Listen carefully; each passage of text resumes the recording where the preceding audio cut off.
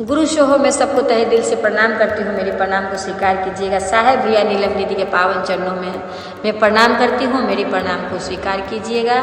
दोस्तों, आज मैं कथा आप लोगों के समक्ष लेकर आई हूँ। कथा बहुत ही अच्छा, बहुत ही प्यारा है। जरूर इस कथा को सुने। जब तक कथा चले तो मोबाइल को कट करके आप लोग कथा ना सुने, पूरी कथा सुनना चाहिए। कहते हैं कथा में बैठो या कथा सुनो तो पूर्ण रूप से हमें सुनना चाहिए, तभी हमें पूर्ण ज्ञान मिलता है। अगर हम कथा को आधा अधूरा छोड़ देते हैं तो हमें ज्ञान भी नहीं मिलता है और पाप लगता है। तो अगर आप शिव गुरु के अगर भक्त हैं, अगर शिव गुरु के आप शिष्याएँ हैं तो इस कथा को जरूर सुनेंगे। मैं कथा की ओर चलती हूँ तो मेरे साथ साथ आप लोग मेरे साथ रहिए। तो दोस्तों, में कथा इस तरह से है कि एक लड़का था जिसे बहुत ही ज़्यादा खाना खाने का रोग था। मतलब उनका एक ही था कि वो बहुत से बहुत ज़्यादा मात्रा में उनको खाना चाहिए और खाता था। तो देखिए उतना खाना मतलब देना मतलब बहुत ये असंभव हो रहा था। तो सबने सोचा कि भाई इतना खाना तेरे को देना बहुत असंभव हो रहा है। तो गुरुकुल जाता, वहाँ पर रहता। तो पंडित जी बोला कि सुन, तो ऐसा कर कि तू मंदिर पे जा, मंदिर पे हमेशा भंडारा होता रहता है, वहाँ पे तू अपना जो है सो जो भी खाना का वहाँ कोई कमी नहीं है और गुरु जी का दरबार है, दरबार में हमेशा ही भंडारा होता है, तुम अपना खा लिया करना और थोड़ा बहुत जो है प्रभु का काम, गुरु का काम थोड़ा बहुत अपना करते रहना। तो वो बोला कि ठीक है भाई, यही सही, आप लोग हमें कहीं भी सेट कर दीजिए। तो वहाँ पर ले जा करके जो है उसको है भर्ती कर दिया। वो लड़का वहाँ रहने लगा।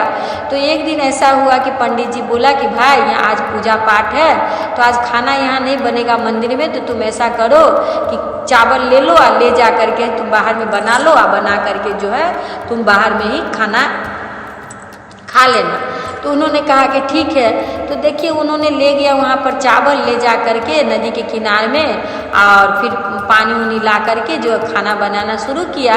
तो देखिए यहाँ पर वो मंदिर में जो रहता था तो वो मंदिर में रहते रहते क्या हो गया था कि भगवान को जो है सो हमेशा मतलब भोग लगा के खाता और बहुत ही चाव से भगवान का भजन वो करता।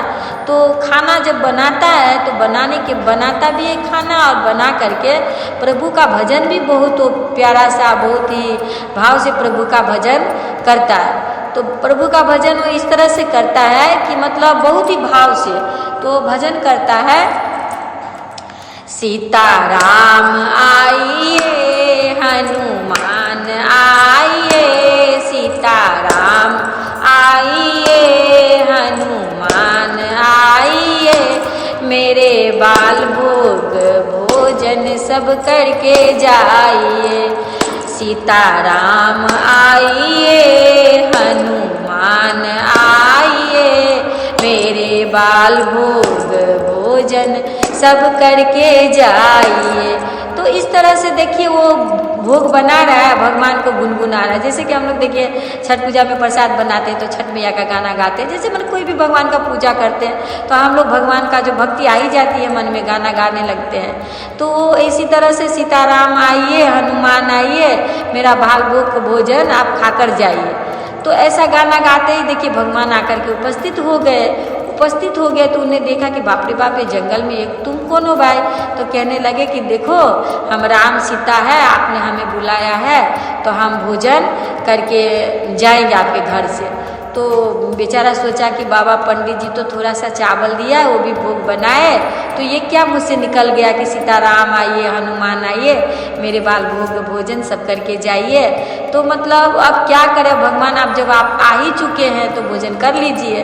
तो उन्होंने उनको भोजन कराया और करा करके जो भी उनको बचा थोड़ा बहुत खा लिया। और खा करके देखिए प्रसाद हम ज़्यादा खाए कम खाए थोड़ा में संतुष्टि मिल जाती है हमें, भले हमारा पेट न भरे पर मन को बहुत ही सुकून मिलता है। तो वो जाकर के गए और गुरुकुल में जाकर कहने लगे कि आप देखिए हमें थोड़ा सा चावल दिए थे, बोले थे वहाँ पे बनाने के लिए, मैंने वहाँ बनाया और देखिए सीताराम जी आकर के और भोजन करके चले गए। तो पंडित जी बहुत ही मतलब उनका जो गुरुकुल का जो मेन है वो बहुत ही महंत, तो बहुत ये होने लगे कि अरे मूर्ख, तू इतना खाना खाने वाला, कभी तू अच्छा से ये नहीं करने वाला, उस आदमी के तेरे हाथ से भगवान आकर भोजन के तू मेरे को सिखा रहा है कि आप विश्वास नहीं करते हो, लेकिन ऐसा ही हुआ है। तो बोले पंडित जी कि ठीक है मैं भी तेरे साथ चलूँगा, तू झूठ बोल रहा है। नहीं नहीं चलिए, आप भी चलिए, आपको नहीं विश्वास हो रहा है तो दूसरा दिन पंडित जी ने उनको ट्राई करने के लिए थोड़ा सा चावल दिया और दे करके बोला कि ठीक है चल तू जा। अब गया पंडित जी भी उनके साथ साथ गए और बोले कि तू जैसे भाव से खाना बनाता है तू बना और देख भगवान को खिला, मैं देखना चाह रहा हूँ, तेरा झूठ मैं आज पकड़ना चाह रहा हूँ। तो देखिए ऐसा सोच करके उन्होंने क्या किया कि भोग लाए पानी उन्हीं और भोग बनाने लगे और बना करके और बहुत ही चाव से जो है भगवान को गला में लॉकेट है उसको झूला कर गाना गा रहे हैं कि सीताराम आइए हनुमान आइए, मेरा बाल भोग भोजन सब करके जाइए। सीताराम आइए हनुमान आइए, मेरा बाल भोग भोजन सब करके जाइए। ऐसा मतलब भजन सुनकर, ऐसा भाव सुनकर भगवान भला रह सकते हैं क्या? भगवान फिर से प्रकट हो गए। तो तब भगवान के साथ साथ क्या हुआ कि सीता माता आई, राम जी आए, भरत भैया, शत्रुघ्न भैया आए, हनुमान जी सब के सब प्रकट हो गए।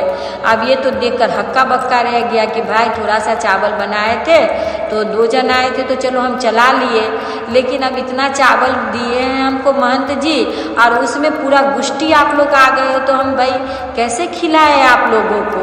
तो भगवान कहते हैं कि तुम्हारे पास में जो भी है तुम उसको भोग लगाओ, हम लोगों को दो। तो पंडित जी देखे कि बाप रे बाप, ये इतना सूझा साधा आदमी कभी भी पूजा न करे, पाठ न करे, आज भगवान इनके माध्यम से मेरे को दर्शन हुआ। भगवान को चरण पकड़ लिए और कहने लगे कि लड़का को भी चरण पकड़े, बोले कि तेरे वजह से आज मेरे को भगवान मिला। और बोले तब भगवान को मतलब दोनों मिलकर ही भगवान को बहुत ही प्रेरणापूर्वक एक भजन करते हैं, जो कि चलिए हम लोग भी करते हैं।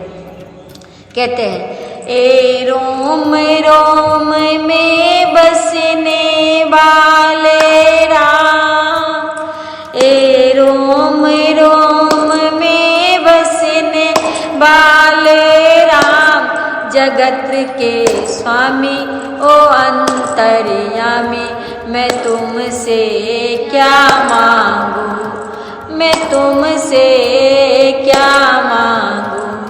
ओ रोम रोम में बसने वाले राम, ओ रोम रोम में बसने वाले राम, जगत का स्वामी ओ अंतर्यामी, मैं तुमसे क्या मांगू, मैं तुमसे क्या मांगू। तो प्रभु जी कहते हैं कि आपको जो चाहिए हो हमसे मांग लो। ये कहते हैं कि प्रभु आप तो रोम रोम में बसे हुए हो, प्रभु मैं आपसे क्या मांगू। बस यही थी कि मेरे वो नैन नहीं थी जो जिस नैन से मैंने आपको देखता, वो मेरा हृदय नहीं है, वो दिल नहीं थी जिस भाव से हम आपको पुकारता, जिस भाव से ये मेरा भोला आपको पुकारा, जिस भाव से मेरा ये भक्त सीधा साधा आपका पुकारा है, उसी माध्यम से आप उनको दर्शन दिए हो। इनके माध्यम से मुझे आप मिले हो प्रभु। सदैव सब पे इसी तरह से आप सहाय रहिएगा, सदैव इसी तरह से आप सब पे कृपा अपना बनाइए रहिएगा प्रभु। सुख दुख तो दुनिया का रीति है, चलता ही रहता है, पर अगर सदा आप अपना छत्र छाया में हमें रखें, सदा अपना चरण में हमें रखें और सदा अपना आशीष हम पे बरसाते रहे गुरुदेव। इसी की तरह इसी के साथ साथ मैं आप लोगों को सबको गुरु शहो में तहे दिल से मैं प्रणाम करती हूँ दोस्तों। हमारा प्रणाम को आप लोग सब स्वीकार कीजिएगा। प्रणाम कोटि।